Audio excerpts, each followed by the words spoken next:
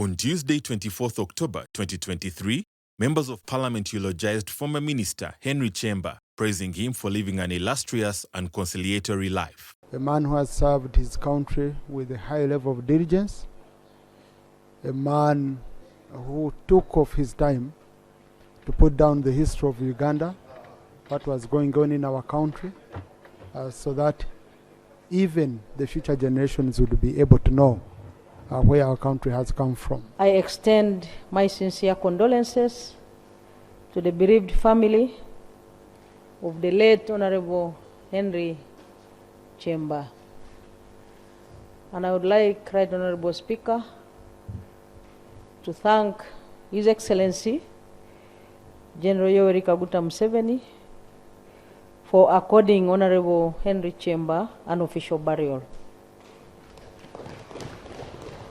Kyemba's journey in public service and politics began shortly after graduating from the university, marking the start of an eventful and influential life, growing through the ranks from private secretary, member of parliament, and then minister. Honorable Kyemba was a distinguished statesman, one of the great senior leaders in this country, whom we should emulate for his patriotism. The late Henry Kyemba, Right Honourable Speaker, always carried an aura of confidence in speech and presentation, owing to his vast experience and exposure. He spoke ably on quite a number of subjects that one of only had to sustain debate with if they were not well grounded. He generously offered time and space to whoever came to him with a thirst to sit down at the feet of a guru to learn. Uganda, through our institutions, such as family, church, schools, et al., needs to revive the factories which manufactured civil servants, public servants, and politicians, such as Honorable Henry Chisada Magumba Kyemba, Mr. No Scandal. Every time you would spend time talking to Honorable Kyemba and you would mention any of the global powers of his time, he had a personal relationship with those people. If you talked about, for example, Chon In-lai, the former Prime Minister of China, he would tell you the stories about that. If you talk to him about Bill Clinton, he would tell you good personal relationship stories about that. If you talked about Billy Graham, the evangelist, he would tell you personal stories about that. That goes for Nelson Mandela, Kwame Nkrumah of Ghana. He will tell you a story about that. On Wednesday, 25th October 2023, the Deputy Speaker, Thomas Tayebwa, said he is in talks with key leaders in government and the opposition to settle the stalemate over human rights violations and the latter's continued boycott of House proceedings. All efforts are being deployed and all attention is being given to ensure that we resolve the impasse that is between the two sides in the House. I've held several meetings with leaders on both sides. The progress might be a bit, should I say, for now. Some people look at it as slow, others feel we've not yet reached satisfactory progress. But we are facilitating dialogue between the two sides so that our colleagues can come back to the House. To me, my feeling is that we are incomplete when we are all not here. In the sitting, the Minister for Energy and Mineral Development, Honorable Ruth Nankabirwa, told Parliament that government is on track to ensure that the first drop of oil is produced by the end of 2025. A total of 11 wells have been drilled, 8 in the Tilenga area and 3 in the Kingfisher area. These wells are being drilled using 3 rigs for Tilenga and 1 rig for Kingfisher. At peak production, Right Honourable Speaker, all fields mentioned above will produce 230,000 barrels of oil per day.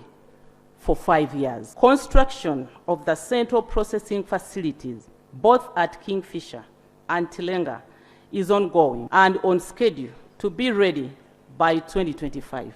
The required 457 wells versus the accomplished 11 wells. Yet the minister gives us the assurance that by 2025, there will be oil. Originally, some 2 years back, the year Ugandans were given information on the production of oil was 2023. So I want to plead with the minister to be consistent in these messages. Because now the population is not going to believe us. If we are going to say oil is going to be there in 2023, we are talking about 2025. The Minister for Agriculture, Animal Industry and Fisheries, Frank Tumwebaze, gave an update on the progress of the anti-tick vaccine following a request by the Vice President, Jessica Alupo. We have waited for so long for the anti-tick vaccine. And if you wish, Mr. Minister, you may find time and update this House on the progress of the development of the anti-tick vaccine. The good news is that the final trials of the vaccine have been conclusively done, and the vaccine stands at 88% efficacy. This is much higher. This is much higher than the only one vaccine from Cuba on the market, which was commercialized at 50%. So it's a big, Her Excellency the Vice President is really proud of her government's achievement. That's why she wants us to. But we will bring the statement. The Minister for Agriculture also presented a bill to the House that seeks to provide legislative framework for the operationalization of the animal feeds policy in Uganda. In accordance with Rule 128 of the Rules of Procedure of Parliament, I beg to move that the bill entitled the Animal Feeds Bill 2023 be read for the first time. And I beg, Honorable Speaker, in accordance with the Section 76 of the Public Finance Management Act 2015 and Rule 118 of the Rules of Procedure of Parliament, I beg to lay on table a certificate of financial implications for the Animal Feeds Bill 2023. The bill is referred to the Committee on Agriculture, Animal Industry and Fisheries for consideration and report back within 45 days. During the sitting, the Minister for Gender, Labour and Social Development, Honourable Betty Amongi, said that the action taken report on the probe of the state of affairs at the National Social Security Fund was not yet ready. IGG has released partial findings. They have requested that they be given time to undertake some of the parliamentary resolution on lifestyle audit and other related aspects, because they only handled 2 of the resolution of Parliament. The Auditor General has indicated to me that they have not yet concluded any of the issues, the resolution from Parliament, and their work is ongoing. The DPP has indicated to me that the matters that are referred to them by Parliament is still under investigation by CID.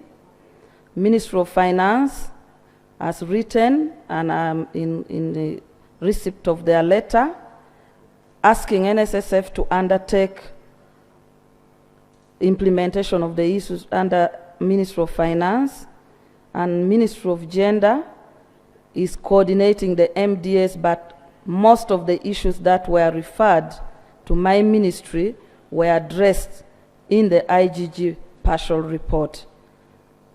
Due to the fact that the 4 or 5 action taken are all incomplete, I request that you give me time so that I am able to coordinate within a time frame and be able to undertake that all the MDS are able to bring the action taken report, so that I'm able to bring a comprehensive report. Thank you.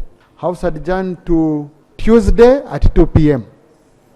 Tuesday next week, 2 p.m.